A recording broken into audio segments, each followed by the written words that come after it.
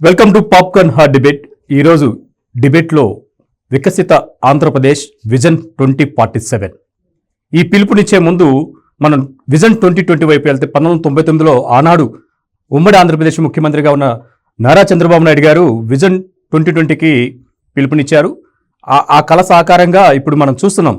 తెలంగాణ వ్యాప్తంగా హైదరాబాద్లో ఏ విధంగా ఐటీ హబ్స్ ఎన్ని పురోగమించి ఎంత ఆర్థికాభివృద్ధి ఎంత విస్తారంగా సిటీ డెవలప్ అయిందో మనం చూసాం. ఇదే కోణంలో వికసిత ఆంధ్రప్రదేశ్ కోసం కూటమి ప్రభుత్వంలో ఉన్న చంద్రబాబు నాయుడు గారు శాసనసభ వేదికగా దశ సూత్రాలను తీసుకొచ్చారు. 10 సూత్రాల్లో భాగంగా మానవ వనరుల అభివృద్ధి, లాజిస్టిక్ హబ్గా ఏపీని మార్చాలి. అదేవిధంగా డీప్ టెక్నాలజీ ద్వారా ప్రతి వ్యక్తికి, ప్రతి కుటుంబానికి, ప్రతి ప్రాంతానికి సర్వతోముఖాభివృద్ధి సాధించే విధంగా అన్ని ప్రణాళికలు ఆ దశ సూత్రాల్లో పొందుపరిచిన సందర్భం కూడా ఉంది. ఇదే అంశంపైన మనతో స్టూడియోలో ఈ డిబేట్లో పాల్గొన్నారు సీనియర్ జర్నలిస్ట్ డివిఎస్ గారు, అదేవిధంగా ప్రముఖ senior political analyst Madhusudar Reddy గారు స్టూడియోలో అందుబాటులో ఉన్నారు. స్వాగతం అండి. సార్, డివిఎస్ గారు, వికసిత ఆంధ్రప్రదేశ్ లక్ష్యం వైపు కూటమి ప్రభుత్వం అనేక సంస్కరణలు తీసుకొస్తుంది, కొత్త పథకాలను తీసుకొస్తుంది, అభివృద్ధి వైపు పురోగమించడానికి దశ సూత్రాలు కూడా తీసుకొచ్చారు బాబు గారు. కాకపోతే ఇందులో సాధ్యాసాధ్యాలు లేకపోతే ఏ విధమైన అడుగులు వేస్తే అది సాధ్యపడుద్దని మీ విశ్లేషణ చెప్పండి సార్. అంటే అభివృద్ధి చేయాలన్నా, ఒక కట్టుబడి జరగాలన్నా ఒక విజన్ ఉండాలి, ఒక ప్రణాళిక ఉండాలి. ఇల్లు కట్టుకోవాలి, లేదా ప్రాజెక్టు నిర్మించాలి, లేకపోతే రోడ్డు వేయాలి. దీనికి సంబంధించినటువంటి సాధన సంపత్తి సమకూర్చుకోవాలి. వస్తువులన్నీ తెచ్చుకోవటం, డబ్బు సిద్ధం చేసుకోవటం, తర్వాత పనులు చేపట్టడం. ఇప్పుడు అసలు నీకు ప్లానింగే లేకుండా జగన్మోహన్ రెడ్డి హయాంలో మనం చూసాం. ఏంటి? అవినీతి కుంభకోణాలు, అక్రమ కేసులు, నిర్బంధాలు, వేధింపులు. ఏ విధంగా 5 ఏళ్ళు జగన్మోహన్ రెడ్డి హయాంలో మరి అన్ని వర్గాల ప్రజలు ఎలా ఇబ్బంది పడ్డారు. ఇప్పుడు ఈ 5-6 నెలల్లో మార్పు దిశగా ఆంధ్రప్రదేశ్ ప్రయాణం. అసలు ఇప్పుడు అసెంబ్లీలో గతంలో విన్న బూతులు మచ్చుకు కూడా వినపడవు. ఇవాళ ఒక ఆరోగ్యకరమైన చర్చ. ఏది? అసలు ఈ రాష్ట్రానికి ఏం కావాలి, ఇక్కడ రైతులకు ఏం కావాలి, మహిళలకు ఏం కావాలి, యువత ఉపాధి ఎలా, పెట్టుబడులు ఎలా తీసుకురావాలి, పారిపోయిన పరిశ్రమలను ఎలా రాబట్టుకోవాలి, సంపద సృష్టి. అంటే ఈరోజు నిన్న ఇచ్చిన విజన్ 2047 ఆ డాక్యుమెంట్లో కూడా ఏది? Wealthy AP, healthy AP, happy AP. అంటే సంతోషం, సంపద, ఆరోగ్యం, ఈ మూడింటిని తీసుకుని అటు సంపద సృష్టించటం, ఆ సృష్టించిన సంపదని ప్రజలకి, పేదలకి పంచడం, తద్వారా జీవన ప్రమాణాలని మెరుగుపరచడం. అదే ఆరోగ్య ఆంధ్రప్రదేశ్, హెల్దీ ఏపీ. ఎప్పుడైతే నీకు సంపద ఉంటుంది, ఎప్పుడైతే నీకు సంతోషం ఉంటుందో, ఆరోగ్యం ఉంటుందో, అక్కడే ఇక ఆనందం, హ్యాపీయే కదా. ఆ కాన్సెప్ట్ తీసుకున్నారు ఇవన్నీ కూడా. ఏది? ఈ 10 సూత్రాలు ఏదో ఇచ్చారు, 10 పాయింట్స్ ఫార్ములా. దానిలో కూడా యువతను ఉద్దేశించి పెట్టిన ప్రముఖమైన అంశం ఏంటి? నైపుణ్యాభివృద్ధి, ఉపాధి కల్పన. ఇవాళ స్కిల్స్ మనం తీసుకున్నారు. నైపుణ్య గణన, సెన్సెస్. మొదటి సంతకం దానిపైనే. ఆ రోజు ముఖ్యమంత్రిగా ప్రమాణ స్వీకారం చంద్రబాబు చేసినప్పుడు 5 సంతకాలు చేసిన దాంట్లో ఇది నైపుణ్య గణన అనేది స్కిల్ సెన్సెస్. అసలు ఇప్పుడున్న యువత వాళ్ళ నైపుణ్యాలు ఏ స్థాయిలో ఉన్నాయి, దాన్ని ఎలా మెరుగుపరచాలి, దానికోసమే స్కిల్ డెవలప్మెంట్ యూనివర్సిటీ ఒకటి తీసుకురావటం. ఇప్పటికే అది ఒక కొలిక్ వచ్చేసింది. మంగళగిరిలో ప్రయోగాత్మకంగా స్కిల్ సెన్సెస్ చేసినప్పుడు అంతా రిపోర్ట్ ఇచ్చారు. ఇప్పుడు ఒకటి, ప్రతి సంవత్సరం పట్టభద్రులు అవుతున్నటువంటి యువత ఏ స్థాయిలో వాళ్ళు బయటకు వస్తున్నారు, వాళ్ళకి ఉపాధి కల్పన ఏంటి? ఆ పరిశ్రమలకి నీకు పట్టభద్రులైన యువతకి మధ్య గ్యాప్. పరిశ్రమలు కోరే నైపుణ్యాలు వీళ్ళల్లో లేకపోవడం, అది భర్తీ కావాలి. అంటే కాలేజీ డేస్లోనే పరిశ్రమలు కోరుకునేటువంటి నైపుణ్యాలతో నీకు కరికులం చేంజ్, సిలబస్ మార్పిడి అనమాట. ఆ దిశగా ఇటు మానవ వనరుల అభివృద్ధి మంత్రి నారా లోకేష్ ఇప్పటికే దానిపైన ఒక కమిటీ ఏర్పాటు చేసుకున్నారు. స్పష్టమైనటువంటి ఒక ప్లానింగ్తో ముందుకు పోతున్నారు. ఇప్పుడు గేరు మారుస్తున్నా అన్నాడు. నిన్న శాసనసభలో చేసిన ప్రసంగంలో ముఖ్యమంత్రి 6 నెలలు అయిపోయింది, ఇక హనీమూన్ పీరియడ్ అయిపోయింది, గేరు మారుస్తున్నా, నేను మరో 5 ఏళ్ళు నేను సీఎంగా ఉంటాను, మిమ్మల్ని కూడా రాబోయే శాసనసభలో కూడా ఎమ్మెల్యేలుగా చూడాలంటూ ఎమ్మెల్యేలను ఉద్దేశించి ఆయన చేసిన ప్రసంగం. ఎందుకంటే డిప్యూటీ సీఎం పవన్ కళ్యాణ్ కూడా అదే మాటలు మొన్న గతంలో ఒక 4 days బ్యాక్ అన్నారు. ఏమని? చంద్రబాబే 10 ఏళ్ళు సీఎంగా ఉండాలి. అవునండి. ఇవాళ ఒక టర్మ్తో అద్భుతాలు జరగవు. ఎందుకంటే ఉమ్మడి ఆంధ్రప్రదేశ్ ముఖ్యమంత్రిగా కూడా ఈయన 2 terms పనిచేశారు. నీకు 94లో ఎన్టీఆర్ ముఖ్యమంత్రి అయిన తర్వాత 95లో ఆయన చనిపోయారు. నీకేంటి 95 to 99 4 ఏళ్ళు, ఆ తర్వాత 99 నుంచి 2004 5 ఏళ్ళు, 9 ఏళ్ళు ముఖ్యమంత్రిగా ఉమ్మడి రాష్ట్రంలో ఉన్నాడు. కాబట్టే విజన్ 2020 నీకు పట్టాలు ఎక్కింది. ఇప్పుడు ఈ అనుకున్నటువంటి విజన్ 2047 కూడా నీకు ట్రాక్ మీదకి రావాలంటే ఆయనకి కనీసం 2 terms ఇవ్వాల్సిన బాధ్యత ప్రజలపైన ఉందన్నమాట. ఇప్పుడు ఉమ్మడి రాష్ట్రంలో మనం చూసాం, నీకు 300 పైగా ఇంజనీరింగ్ కాలేజీలు అప్పట్లో హైదరాబాద్ చుట్టుపక్కల ఆయన పెట్టిన దరిమిలా ఏమైపోయింది? ఫ్లడ్ అయింది. నీకు ఇంజనీరింగ్ గ్రాడ్యుయేట్స్ నీకు వెల్లువెత్తారు. ఇవాళ దేశంలో కాదు, నీకు ప్రపంచంలో ఏ దేశంలో చూసినా నీకు తెలుగు ఐటీ నిపుణులు ఉన్నారంటే కారణం ఆ రోజు ఆయన ముందు చూపు. ఇన్ఫర్మేషన్ టెక్నాలజీ అసలు ఇవాళ అదొక కల్పవృక్షంగా నీకు అసలు మొత్తం విస్తరించిందంటే, నీకు ఐటీ ఎగుమతులు నీకు తెలంగాణ నుంచి 2.5 లక్షల కోట్లు ఒక ఐటీ ఎక్స్పోర్ట్స్ అన్నమాట. ఒక ఐటీలోనే 9 లక్షల మందికి ఉపాధి జరుగుతుందంటే, అటు ఇన్ఫర్మేషన్ టెక్నాలజీ, అప్పుడు ఆయన వేసినటువంటి బయోటెక్నాలజీ, ఇవాళ ఆ ఫార్మా ప్రోడక్ట్స్ కానీ, నీకు ఫార్మా పరిశ్రమలు కానీ, ఎందుకంటే మందులు ఇవాళ నీకు ఎగుమతుల ద్వారా విపరీతమైన విదేశీ మారక ద్రవ్యం. నిజమండి. కేటీఆర్ వ్యాక్సిన్ ఇవాళ ఏది శాంతా బయోటెక్, అప్పుడు ఆయన పెట్టిన జినోమ్ వ్యాలీలోనే. అంటే ఆంధ్రప్రదేశ్ కూడా ఇవాళ ఆ స్థాయిలో పునాదులు వేయడానికి సిద్ధంగా ఈయనున్నాడు. దానిలో ఆవిర్భావమే ఈ 10 సూత్రాలు, ఇప్పుడు ఈ సూపర్ 6 పాలసీలు, ఇప్పుడు ఈ స్వర్ణాంధ్ర 2047. కేటీఆర్ గారు కూడా ఒప్పుకున్నారండి. కాకపోతే డివిఎస్ గారు, సహజ వనరుల ద్వారా మానవ అభివృద్ధి జరిగిద్ది అని చెప్పి బాబు గారు అంటున్నారు. అది ఎలా సాధ్యపడింది అంటారు? మానవ వనరులు కూడా సహజ వనరులే. ఇప్పుడు సహజ వనరుల ద్వారా మానవ వనరుల అభివృద్ధి ఏముంది? మానవ వనరులు సహజ వనరులు నీకు వైస్ వర్సా, అదేంటి పరస్పర పూరకాలే తప్ప నీకు అదేమి మానవ వనరులు ప్రకృతిలో భాగమే, సహజ వనరులు ప్రకృతిలో భాగమే. ఇప్పుడు ఇవాళ సహజ వనరులు దోపిడీ జరిగింది. ఏది? గత ప్రభుత్వం జగన్మోహన్ రెడ్డి నీకు ఏం చేశాడు? అటు ఇసుక దోపిడీ, అటు రెడ్ శాండల్ దోపిడీ, నీకు మొత్తం ఖనిజ సంపద అంతా దోచేశారు. నీకు నీళ్లు ఏది? ఇవాళ ఒక వైఫల్యాల పరాకాష్ఠగా చూడాలి. ఏది? జగన్మోహన్ రెడ్డి పరిపాలన. అతను చేసిన నష్టం, ఇవాళ ఆయన దోచినటువంటి సహజ వనరులు మళ్ళా ఇక్కడ పునరుత్థానం జరగాలంటే కొన్ని ఏళ్ళు పడుతుంది. అందుకే ఇవాళ ఈ రెన్యూవబుల్ ఎనర్జీ వైపు ఈయన అడుగులు వేస్తున్నారు. ఏంటి? ఇటు సోలార్, అటు విండ్, లేకపోతే గ్రీన్ హైడ్రోజన్, అమోనియా, వీటన్నిటిపైన ఇవాళ తీసుకుని నిన్నగాక మొన్న ఎన్టీపీసీతో ఎంఓయూ చేసుకున్నారు. ఏది? 1,86,000 కోట్ల నీకు ఎన్టీపీసీ ప్లాంట్స్ ఇవాళ ఆంధ్రప్రదేశ్లో పెట్టడానికి సుముఖత. రేపు మరి నరేంద్ర మోడీ ఏదో ఒక 65,000 కోట్లతో ఆ ఎన్టీపీసీ ప్లాంట్కి ఆయన శంకుస్థాపన చేయబోతున్నారు. 6 నెలల్లో నీకు 6 లక్షల కోట్ల పెట్టుబడులు రాబట్టడం అంటే నీకు అటు సహజ వనరుల పరిరక్షణ, నెక్స్ట్ మానవ వనరుల అభివృద్ధి. ఏది? మానవ వనరుల్లో కూడా నీకు జీవన ప్రమాణాల పెంపు.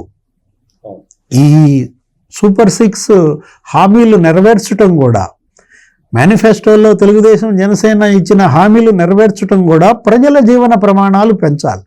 ప్రజల జీవన ప్రమాణాలు పెరగాలంటే ముందు అందరికీ ఆహారం, అందుకోసమే అన్నా క్యాంటీన్లు. జగన్మోహన్ రెడ్డి మూసేశాడు అన్నా క్యాంటీన్లు పేదల పొట్ట కొట్టారు. ఇప్పుడు ఇవాళ ఆయన ముఖ్యమంత్రి కాగానే అన్నా క్యాంటీన్లు తెరిపించారు.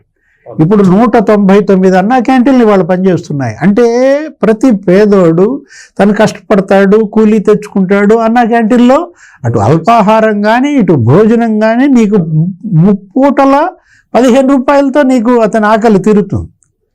దాన్ని మూసేశాడు జగన్మోహన్ రెడ్డి అన్నమాట. అటు ఆరోగ్యం, ఏది ఇవాళ వైద్య ప్రమాణాలు పెంచుకోవాలి. జగన్మోహన్ రెడ్డి బడ్జెట్లో నీకు కనీసం 3% కూడా ఆరోగ్య రంగం పైన ఖర్చు పెట్టలేదంటే జిఎస్డిపిలో 1.15% అంట. అంటే ఎంత ఫెయిల్యూర్ అక్కడ వైద్య ఆరోగ్య శాఖలో జగన్మోహన్ రెడ్డి. అతను పెండింగ్ బకాయిలు ఆరోగ్యశ్రీ వీళ్ళొచ్చి తీరుస్తున్నారు. 1600 కోట్లు ఏమో 2500 కోట్లు బకాయి పెట్టాడంట, ఇప్పుడు క్లియర్ చేశారు ఆరోగ్యశ్రీ. అంటే ఇవాళ నీకు నైపుణ్యాభివృద్ధి కలిగిన మానవ వనరులు రూపొందాలి, స్కిల్డ్ లేబర్ రావాలి. ఎందుకంటే ఇవాళ ఆంధ్రప్రదేశ్కు ఉన్నదే ఇవాళ సంపద మానవ వనరులు. 5 కోట్ల ప్రజలు ఉన్నటువంటి నేపథ్యంలో ఈ విజన్ 2047 కూడా నీకు 2047 నాటికి 100% అక్షరాస్యత. అట్లాగే ఆయు ప్రమాణాలు 80 years రీచ్ అవ్వాలని. అట్లాగే తలసరి ఆదాయం $43,000 రీచ్ అవ్వాలని ఒక నిర్దిష్టమైనటువంటి బెంచ్ మార్కులు పెట్టుకుని ఈ ప్రభుత్వం ముందడుగేస్తోంది. ఆ దిశగా ఇవాళ అధికార యంత్రాంగం కూడా ఆయనతో పాటు పరుగులు తీయాలి. అవును, ఎస్. మసూద్ రెడ్డి గారు చెప్పండి, ఇప్పుడు ఈ 10 సూత్రాల అమలులో విజన్ 47 సాకారం కావాలంటే టెక్నాలజీని మేళవింపజేయాలని చెప్పి బాబు గారు ఆకాంక్షిస్తున్నారు. ఎటువంటి టెక్నాలజీ దానికి యాడ్ చేస్తే ఇంకా తక్కువ టైంలోనే మనం రీచ్ అవ్వగలం ఆ గోల్ని? మనకి అన్నీ ఉన్న అల్లుడు నోట్లో శని ఉన్నట్లు మనకు సకల సౌభాగ్యాలు సకల అన్నీ ఉన్నాయి. మానవ వనరులు పుష్కలంగా ఉన్నాయి. 2 నేను ఎప్పుడు చెప్తున్నా, తీరరేఖ పొడవు 974 కిలోమీటర్లు తీరరేఖ పొడవు ఉంది.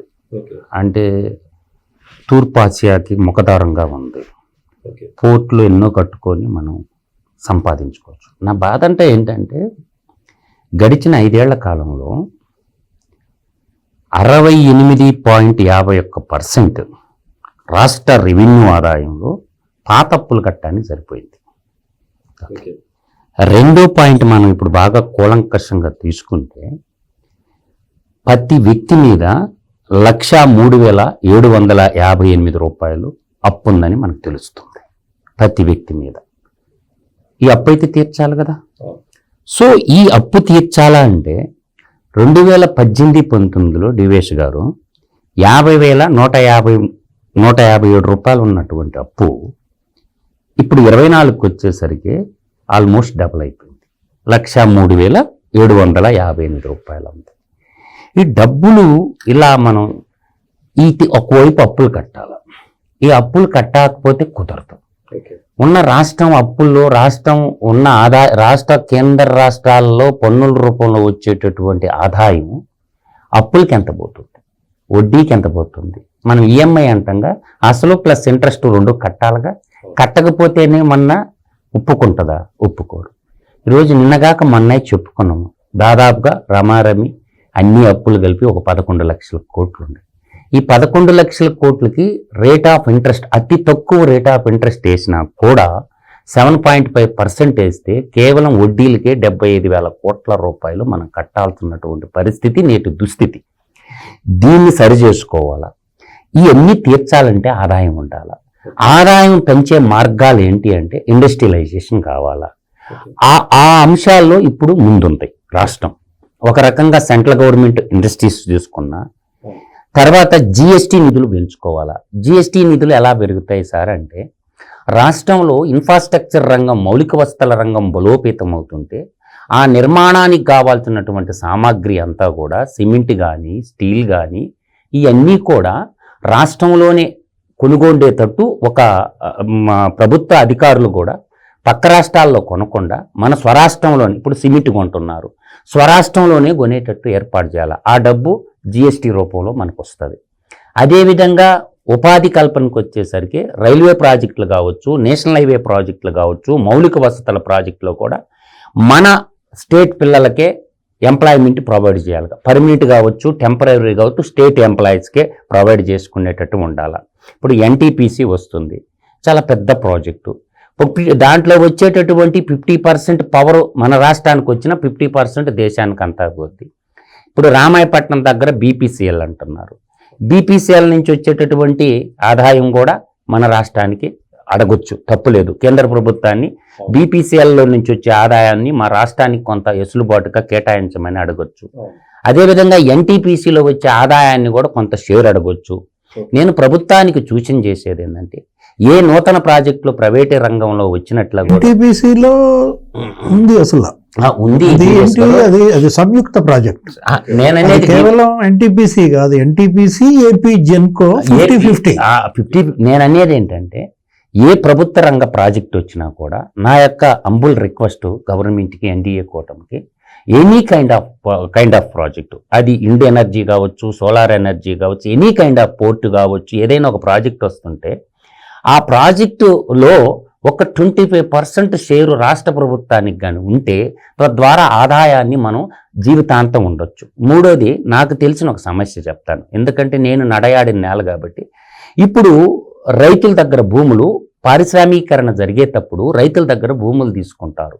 వాళ్ళు ఒక్కసారి మనం డబ్బులు ఇచ్చి 25 లక్షలు 50 లక్షలు ఇచ్చి పంపించేస్తే అంతటితో బంధం ఒడిచిపోద్ది. నేను అంటుండేది ఏంటంటే, ఆ భూమికి ఇప్పుడు అమరావతిలో మనకు 33,000 ఎకరాలు ప్రభుత్వం తీసుకుంటే కవులు ఇస్తుంది, ఏటా 50,000 రూపాయలు కవుల కింద. ఈ పాయింట్ ఆఫ్ వ్యూలో అక్కడ భూమి ఇచ్చినటువంటి రైతులకి డైరెక్ట్గా మొత్తం ప్రభుత్వమే తీసేసుకుంటా భూమి రూపంలో, కవుల రూపంలో ఇంతని ఒక అగ్రిమెంట్ ఒప్పందంగా చేసుకోగలిగితే వాళ్ళకి బతుకున్నంత కాలం ఆదాయం వస్తుంది. రైతులు సుముఖంగా ఉన్నారు. 50,000 సంవత్సరానికి ఇచ్చిన ఎకరాకి 2 అంటే ఖరీఫ్ రబీఫ్ 2 సీజన్లకు కలిపి ప్రభుత్వ భూములు ఎలా ఇస్తారు? కానీ ప్రైవేటు భూములు ఏవైతే ఉన్నాయో ఆ భూముల్లో వాళ్ళకి భూములు ఇవ్వడానికి రైతాంగం సిద్ధంగా ఉంది. ఒక భూములు పోకుండా ఒక 50,000 రూపాయలు వాళ్ళ కవులు చెల్లించేటట్టు భూమిని కానీ నిలబెట్టుకోగలిగినట్టయితే వాళ్ళ తరతరాల నుంచి వస్తున్నటువంటి భూమి పారిశ్రామికీకరణ నేపథ్యంలో ఒక్కసారి భూమి పోతే చాలా బాధపడతారు. ఇదో పాయింట్. మూడోది ఏంటంటే, ఇక్కడ మనం బాగా ఆలోచించి స్కిల్ డెవలప్మెంట్ని కిల్ చేసిండు జగనాసురుడు. అదేదో పెద్ద స్కామ్ అన్నట్టు. ఇలా మనం చూస్తున్నాం, బీటెక్ అయిపోయినా కూడా ఇంజనీర్లకు స్కిల్ లేక ఉద్యోగాలు లేవు.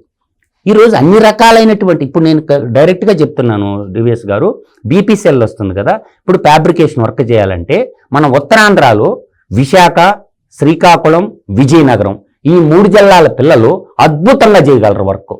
ఆ వర్క్ని ఏదో కాంట్రాక్ట్ ముసుగు పెట్టి పక్క రాష్ట్రాల వాళ్ళకి ఇవ్వకుండా నేను ప్రొవైడ్ చేయగలను. ఎంత మ్యాన్ పవర్ కావాలో నేను గవర్నమెంట్కి ఇవ్వగలను. నేను అంటుండేది ఏంటంటే, స్కిల్ మ్యాన్ పవర్ మన ఉత్తరాంధ్ర బిడ్డలు, మన హైదరాబాదులో ఏవైతే ఉండయో బల్క్ డ్రగ్ కంపెనీలు, డివిఎస్ గారు, ఆల్ బల్క్ డ్రగ్ కంపెనీలు అంకిలేశ్వర తర్వాత 2nd ప్లేస్ హైదరాబాదులో. ఆ పని చేసినంత మన ఉత్తరాంధ్ర బిడ్డలే, మన తెలుగు బిడ్డలే ఆ పని చేసింది. కాబట్టి ఇదే బీపీసీఎల్లో వర్క్ వచ్చిన తర్వాత ఎల్డర్లు కానీ, గ్యాస్ కట్టర్లు కానీ, రిగ్గర్లు కానీ, మొత్తం టోటల్ వర్క్ని మన స్టేట్ గవర్నమెంట్ మన ఉత్తరాంధ్ర పిల్లలకు కానీ ఇస్తే ఆణిముత్యాలు ఉన్నారు ఉత్తరాంధ్రలో. వాళ్ళు ఏంది సెమీ స్కిల్డ్ అంటారు వాళ్ళని. వెల్డర్లు కానీ, గ్యాస్ కట్టర్లు కానీ మొత్తం పనిచేస్తున్నారు. కాబట్టి ఉత్తరాంధ్ర ఏ గ్రామానికి పోయినా ఒక 20-30 మంది పిల్లలు ఉంటారు. ఏది ఆ ఎరక్షన్ చేయటం కానీ, దాంట్లో దాదాపు నిష్ణాతులు వాళ్ళు 30-40 ఏళ్ళ నుంచి వాళ్ళకు ఉండాలి. అదేవిధంగా వాటర్ రిసోర్స్ ఉన్నాయి కదా, పరిశ్రమలకి వాటర్ కావాల్సి ఉన్నప్పుడు కెనాల్ సిస్టమ్ అని చెప్పాడు.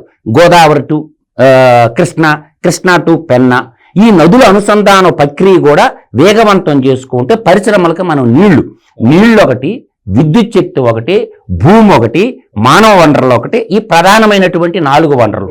కాబట్టి అందువల్ల ఏంటంటే, అన్ని రంగాల్లో ప్రజలు కూడా అర్థం చేసుకొని ప్రజలు సంక్షేమ పథకాలు జగనాసురుడు అన్నట్టు 15,000 అడగటంలా మా పిల్లలకు ఉద్యోగాలు ఇవ్వమని ప్రతి తల్లిదండ్రులు కోరుకుంటారు. వెయిట్ అండ్ సీ, బాబు గారు ఎప్పుడెప్పుడు ఉద్యోగాలు ఇస్తాడా, అది ప్రైవేట్ సెక్టార్ కావచ్చు, గవర్నమెంట్ సెక్టార్ కావచ్చు. తల్లిదండ్రులు బిడ్డలకు ఉద్యోగాలు కోరుకుంటారు, ముష్టి పథకాలు కోరుకోవటం వల్ల అని నేను ప్రగాఢంగా చెప్పగలను. ఓకే, డివిఎస్ గారు, పేదరిక నిర్మూలనకు అంటే విజన్ 2047లో పేదరిక నిర్మూలన ప్రధాన అంశం.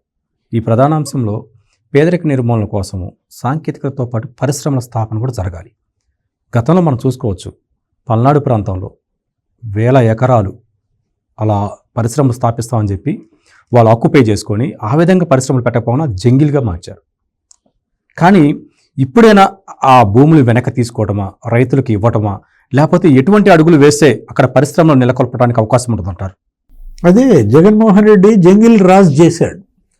ఆంధ్రప్రదేశ్ 5 ఏళ్ల ఆయన పరిపాలన జంగిల్ రాజ్ అన్నమాట. ఏది ఈయన ముఖ్యమంత్రిగా చంద్రబాబు ప్రమాణ స్వీకారం ముందే ఫలితాలు వచ్చిన వెంటనే జంగిల్ క్లియరెన్స్ చేపట్టాడు. ఇక్కడ అమరావతిలో దానికి అసలు 36 కోట్లు ఎంత ఖర్చు పెట్టారు మధు గారికి తెలుసు. అమరావతిలో జంగిల్ క్లియరెన్స్ చేయటానికి కోసం మన ఐడియా కూడా తీసుకున్నాం డివిఎస్ గారు. గవర్నమెంట్ ఆ రోజు మన ఇద్దరు డిబేట్ లో చెప్పాము, జంగిల్ క్లియరెన్స్ పెట్టిన 36 కోట్ల రూపాయలు రివర్స్ వస్తాయంటే ఇప్పుడు ఆ టెక్నాలజీని ఆ రోజు డివిఎస్ గారు నేనే దాన్ని డిస్కస్ చేస్తే దాన్ని క్రషింగ్ పెట్టి పవర్ కు వాడుతున్నారు. అది ఆ డబ్బులు కూడా వస్తాయండి.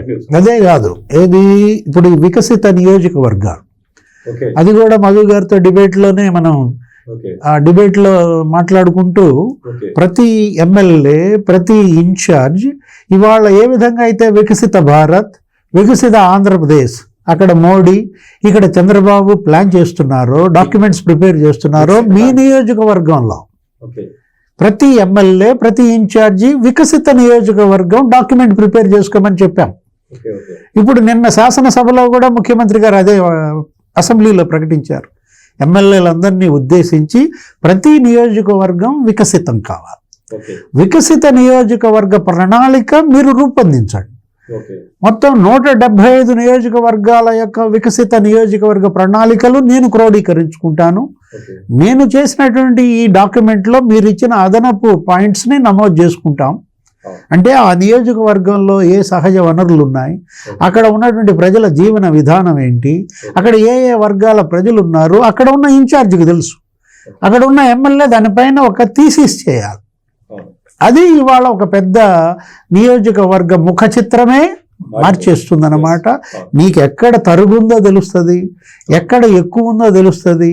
ఆ తరుగు భర్తీ కోసం నువ్వు ప్రభుత్వం నుంచి నిధులు రాబట్టడం, అక్కడ లాజిస్టిక్స్ డెవలప్ చేయటం, అక్కడ ఎంప్లాయ్మెంట్ క్రియేట్ చేయటం. అదే ఈ 175 నియోజకవర్గాల్లో 175 పారిశ్రామిక వాడలు. అదే ఈ టాటా ఇన్నోవేషన్ హబ్స్. ఏది 6 క్లస్టర్లు మనం అనుకున్నాం. 6 క్లస్టర్లు, ఇప్పుడు 5 క్లస్టర్లు, ఒక్కొక్క క్లస్టర్కి 35 నియోజకవర్గాలు ఉంటాయి. 35 పారిశ్రామిక వాడలు కలిసి ఒక ఇన్నోవేషన్ హబ్గా క్రియేట్ అవుతుంది. అదే మీరు అన్నది ఏది పేదరిక నిర్మూలన ఇవాళ సాంకేతికతతో కలపడం అంటే ఇప్పుడు ఏంటి P4 పేదరిక నిర్మూలన. గతంలో ఆయన ముఖ్యమంత్రిగా ఉమ్మడి రాష్ట్రంలో, అక్కడ వాజ్పేయి ప్రధానిగా, ఇక్కడ సీఎంగా చంద్రబాబు, ఏంటి అది P3. అప్పుడు ఆయన చెప్తుంటారు చంద్రబాబు, నేను వాజ్పేయిని కలిసి మలేషియాలో చూశాను, 8 లైన్ రోడ్స్ అక్కడ బ్రహ్మాండంగా ఉన్నాయి, అలాంటి రోడ్స్ ఇక్కడ వేయాలి మనం కూడా. అంటే వాజ్పేయి డబ్బులు ఎక్కడున్నాయి బాబు అన్నాడు. వాజ్పేయి డబ్బులు ఎక్కడున్నాయి బాబు అంటే, నేను మన డబ్బు కాదు, ప్రభుత్వం డబ్బు కాదు, PPP మోడల్, ఏది పబ్లిక్ ప్రైవేట్ పార్ట్నర్షిప్ అనేది తీసుకున్నామని. ఇప్పుడు కొత్తగా ఇక్కడ మోడీ ప్రధానిగా, ఇక్కడ చంద్రబాబు ముఖ్యమంత్రిగా ఇవాళ తీసుకున్నది P4. అంటే పబ్లిక్ ప్రైవేట్ పార్ట్నర్షిప్లో పీపుల్ని భాగస్వామ్యం. అంటే పీపుల్, పబ్లిక్, ప్రైవేట్ పార్ట్నర్షిప్తో ఇవాళ 4P. ఇదేంటి పేదరిక నిర్మూలన. దీనివల్ల ఏం జరుగుతుంది, నీకు లాజిస్టిక్స్ డెవలప్ అవుతాయి, మరియు జీవన ప్రమాణాలు పెరుగుతాయి. నీకు అదే ఏది వెల్దీ స్టేట్, అదే ఈ హెల్దీ స్టేట్, అదే హ్యాపీ ఏపీ అన్నమాట. ఇప్పుడు ఇవాళ హ్యాపీ ఏపీ కావాలంటే ఏమేం జరగాలి, స్టేట్ వెల్దీగా మారాలి. డివిఎస్ గారు, నేను 10 సంవత్సరాల నుంచి ఒక చిన్న ఐడియా ఉంది. ఒక్క 4 శాఖలు కానీ సమన్వయం చేసుకోగలిగితే ఇప్పుడున్న ఆదాయానికి 3 రెట్లు పెరుగుద్ది. ఈ 4 శాఖలు ఏంటంటే డివిఎస్ గారు, వ్యవసాయ శాఖ, ఉద్యానవన శాఖ, మార్కెటింగ్ శాఖ, ఏపీఎస్ఆర్టీసీ. ఇక్కడ ఏంటంటే ఏం జరుగుతుందంటే ఈ 4 శాఖల్లో అధికారులు ఉన్నారు, పని లేదు వాళ్ళకి. అధికారులు ఉన్నారు, పని లేదు. ఎందుకంటే నేను ప్రత్యక్షంగా చూసినాను కాబట్టి. ఎందుకంటే వ్యవసాయ శాఖ, ఉద్యానం శాఖ, మార్కెటింగ్ శాఖ, ఏపీఎస్ఆర్టీసీని కానీ సెట్ చేసుకుంటే పండించే ధరకి కొనుగోలుదారుడికి, ఉత్పత్తిదారుడికి చాలా వ్యత్యాసం ఉంది. ఉత్పత్తిదారుడికి 20 పైసలు వస్తే వినియోగదారుడికి రూపాయి అవుతుంది. ఈ మధ్యలో 80 పైసలు 75 పైసల నుంచి 80 పైసలు ఎటుపోతుందో అర్థం కానటువంటి పరిస్థితి. దీనికి కారణం కూడా నేను ఐడెంటిఫైడ్ చేసి రీసెర్చ్ చేసి చెప్తున్నా, ఊరక చెప్పడం లేదు.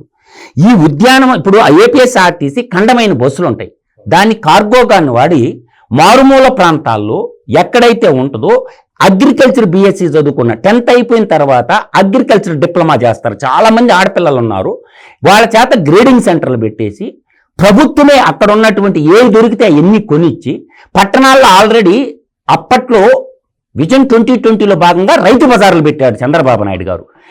ఈ కానీ డైరెక్ట్ ప్రభుత్వమే కొనేసి గ్రేడింగ్ సెంటర్లు కానీ పెట్టుకొని కోల్డ్ స్టోరేజ్లు గ్రేడింగ్ సెంటర్లు కానీ నిర్మాణం చేసుకొని ఈ అగ్రికల్చర్ డిప్లొమా చదువుకున్నటువంటి వాళ్ళు అన్ని రకాల ఆడ అమాలీలకి ఉంటుంది, గ్రేడింగ్ చదివిన వాళ్ళకి చిన్న 18,000 రూపాయలు ఇచ్చినా పనిచేస్తారు డివిఎస్ గారు. అవి పట్టణాలకు కానీ తీర్చుకొలితే అక్కడున్న రేటుకు డబల్ వేసుకున్నా ఇప్పుడు 25 పైసలు 50 పైసలు అవుతుంది. అటువంటి ప్రయోగం కానీ చేసి ఈ సంయుక్తంగా ఇప్పుడు నిత్యావసరాలు ఇవాళ ఉద్యానవన శాఖలో కూరగాయలు వచ్చి ఉద్యానవన శాఖ కిందకు వస్తాయి, కానీ మధ్య దళారీ వ్యవస్థ కొట్టేస్తుంది డబ్బంతా. ఎందుకంటే ఇప్పుడు ఒక చిన్న లైవ్ ఎగ్జాంపుల్ చెప్తాను. ఇప్పుడు మా జిల్లాలో ఈ గూడూరు ప్రాంతం, ఉదయగిరి ప్రాంతంలో నిమ్మ చెట్లు ఉంటాయి, చీనీ చెట్లు నిమ్మ చెట్లు అంటారు. ఇప్పుడు రాయలసీమ ప్రాంతంలో ఈ ఏరియా కూడా ఉంటాయి. 15 పైసలు కూడా పడదు ఈ టైంలో రైతులకి. కానీ హైదరాబాదు, విజయవాడ, చెన్నై మహానగరాల్లో ఎక్కడికి పోయినా ₹1, ₹2 తక్కువ ఉండదు కాయి. కానీ ఈ మధ్యలో డబ్బంతా ఎట్టిపోతుంది. పంట ఆరుగాలం శ్రమించి శ్రమజీవులు పండించిన పంటకేమో గిట్టుబాటు ధర ఉండదు, కానీ కొనుగోలుదారుడికి ఉండదు, మధ్య దళారీ మొత్తం కొట్టేస్తున్నాడు. కాబట్టి ప్రభుత్వం నేనేమంటాడు, ప్రభుత్వమే రండి మధ్య దళారీ వ్యవస్థకి.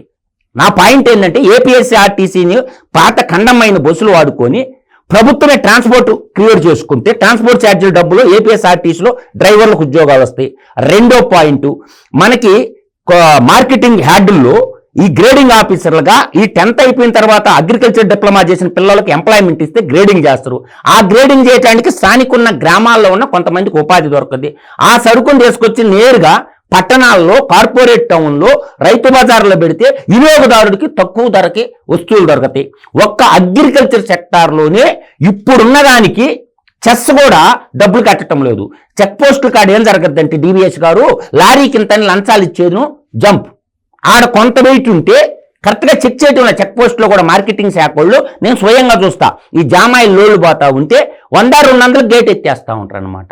కాబట్టి నేననేది ఏంటి, ప్రభుత్వం కూడా ఎక్కడైతే రాబడి ఉందో మార్కెటింగ్ శాఖ కానీ, వ్యవసాయ శాఖ, ఉద్యానవన శాఖ, తర్వాత ఏపీఎస్ఆర్టీసీని కానీ వాడుకోగలిగితే, ఖండమైన బస్సులను కానీ వాడుకోగలిగినట్లయితే ఇప్పుడున్న ఆదాయానికే 3 రెట్లు పెరగద్దని ఆ శాఖ మంత్రి వాళ్ళకి నేను సజెషన్ ఇస్తుందా. డివిఎస్ గారు, వ్యవసాయం లాభసాటి కావాలి. ఇవాళ రైతుల నిజ ఆదాయాలు పెరగాలి. నీకు వ్యవసాయం లాభసాటి కావాలంటే, రైతుల నిజ ఆదాయాలు పెరగాలంటే ఇవాళ ఈ దళారీ వ్యవస్థకి చెక్ చెప్పాలి. ఎందుకంటే నీకు అటు పత్తి, ఇటు మిర్చి, ఇవాళ లేకపోతే కొబ్బరి, మామిడి మనం బోర్డులు పెడుతున్నారు. ఇప్పుడు గతంలో ఉమ్మడి రాష్ట్ర సీఎంగా చంద్రబాబు అగ్రికల్చర్ ఎక్స్టెన్షన్కి అత్యధిక ప్రయారిటీ ఇచ్చారు. ఆ ఏఈఓల నియామకాలన్నీ ఆయనే చేశారు. కాకపోతే తర్వాత రాజశేఖర రెడ్డి సీఎంగా దాన్ని రద్దు చేశాడు. ఇప్పుడు ఇవాళ జగన్మోహన్ రెడ్డి సీఎం అయిన తర్వాత కూడా ఇందాక మధు గారు చెప్పిన సెస్ 1% నుంచి 2% పెంచి పారేశాడు. మార్కెట్ సెస్ని 2%కి పెంచాడు. అంటే ఇవాళ మళ్ళా కూటమి ప్రభుత్వం చంద్రబాబు మొన్న ఆ 2% 1%కి తగ్గించారు. డ్రిప్ కూడా ఎత్తేసారు సార్. డ్రిప్ ఎత్తేస్తే బాబు గారు వచ్చినాక 90% చేసేసాడు సబ్సిడీ. అది మరీ అన్యాయం. ఏది ఇవాళ రాయలసీమ హార్టికల్చర్ హబ్గా మారిందంటే నీకు చిత్తూరు మామిడి కానీ, కడప బనానా కానీ, ఇవాళ దానిమ్మ. ఎందుకంటే రాయలసీమ అద్భుతమైన నేల. దాన్ని ఇవాళ నీళ్ళేటు మీరు పారిస్తున్నారు. ఏది ఈరోజు నాగార్జున సాగర్, ఇటు శ్రీశైలం నుంచి నీళ్లు బ్రహ్మాండంగా, మనం పులివెందులు కూడా నీళ్లు చేరాయి. ఇవాళ అసలు ఏది నదుల అనుసంధానం చేపడుతున్నారు. ఇప్పుడు గోదావరి నీళ్ళని రాయలసీమకు తీసుకెళ్ళి ఒక బృహత్తర యజ్ఞం చేపట్టినప్పుడు ఇప్పుడు నీళ్ళు వచ్చాయి, మంచి నేల ఉంది. ఇవాళ మళ్ళా పండ్ల తోటల అభివృద్ధి మనం చూసాం. ఏది డ్రిప్ ఇరిగేషన్ జగన్మోహన్ రెడ్డి ఆ సబ్సిడీ ఎత్తేసింది, 90% రద్దు చేసింది, మళ్ళీ పునరుద్ధరించారు. ఇప్పుడు ముందు ఇది వ్యవసాయ ఆధారిత రాష్ట్రం. ఇక్కడ రైతు బాగుంటేనే రాష్ట్రం బాగుంటుంది. దాని దిశగా మరి అడుగులు వేయాలంటే ఏ విధంగా వ్యవసాయాన్ని బలోపేతం చేయాలి. సాంకేతికత ఈరోజు మీరు చెప్పిన 10 సూత్రాల్లో ఏంటది? వ్యవసాయాన్ని సాంకేతికత పెంచటం, జోడించటం. ఇంకోటి ఉంది డివిఎస్ గారు, లక్ష్మణ్ గారు. ఇవాళ మనకు ఆయిల్ సీడ్ ఇంపోర్ట్ చేసుకుంటున్నారు. ఫారెస్ట్ డిపార్ట్మెంటు ఏదైతే ఉందో, ఫారెస్ట్ ఈ పంచాయతీల్లో ఈ ఏ చెట్లు పెరిగిన కాడల్లా ఆయిల్ ఫామ్ చెట్లు పెరుగుతాయి. ఏదైతే పామాయిల్ చెట్లు ఉన్నాయో ఖాళీగా పడి ఉండే, పడావు పడి ఉండే, అవి వర్షాధారంతో ఒకసారి బతికిస్తే జీవితాంతం బతకద్దు అనమాట. ఈ ఫారెస్ట్లో కూడా ఏం చేయాలంటే, విడిగా ఏం చేయాలంటే ఈ ఆయిల్ ఫామ్ తోటలను ఇవాళ ఇంపోర్ట్ చేసుకుంటున్నారు. విదేశీయ మారక ద్రవ్యం కట్టాల్సిన మయన్మార్కి కానీ, అటుపక్క థాయిలాండ్కి కానీ, మనం మలేషియాకి కానీ, మన భారతదేశం లక్షల కోట్లు తరలిపోతా ఉంది. ఇప్పుడు ఫారెస్ట్ డిపార్ట్మెంటు, పంచాయతీరాజ్ శాఖలో ఏవైతే భూములు ఉన్నాయి, శ్మశానం భూములు, తర్వాత మేతపారం భూములు, వీటన్నిటిలో ఏ చెట్టు పెరిగిన కాడల్లా ఆయిల్ పామ్ చెట్టు పెరగద్ది డివిఎస్ గారు. ఉద్యానవన శాఖ వాళ్ళు ఆ మొక్కలు కానీ బతికిచ్చేసుకుంటే 100 కోట్ల ఆదాయం వస్తుంది అనమాట. అదొకటి. ఇంకా మనం ఒక రాయలసీమ అంటున్నాం. రాయలసీమను తరపించేటటువంటి నియోజకవర్గాలు కొన్ని ఉన్నాయి. వాటిల్లో ఎర్మగొండపాలెం, మార్కాపురం, గిద్దలూరు, కనిగిరి, ఉదయగిరి ప్రధానంగా ఇవన్నీ నల్లమల్ల ఫారెస్ట్ దిగువన ఉన్నటువంటి ఏవైతే నియోజకవర్గాలు ఉన్నాయో, రెయిన్ఫాల్ మీద ఆధారపడ్డ నియోజకవర్గాల్లో నిన్న కరువు మండలాల కింద చేర్చాల. కాబట్టి ఈ నియోజకవర్గాలు కేవలం రాయలసీమని ఒకటే మనం చూసుకుంటే రెయిన్ఫాల్ పడినటువంటి మండలాలను కూడా ఈ కరువు మండలాల కింద చేర్చడం వల్ల కొన్ని నిధులు కేంద్రం నుంచి రాబట్టుకునేటటువంటి అవకాశం వస్తుంది. ఈ నియోజకవర్గ ఎమ్మెల్యేలు ఎవరైతే ఉన్నారో, ఏదైతే కెనాల్ ద్వారా వాటర్ పోకుండా ఉంటుందో, రెయిన్ఫాల్ మీద ఆధారపడి ఉంటాయో, బోర్వెల్ మీద ఆధారపడినటువంటి 7, 8, 9 గంటల కరెంట్ వస్తే రైతుకి ఇబ్బంది కదా.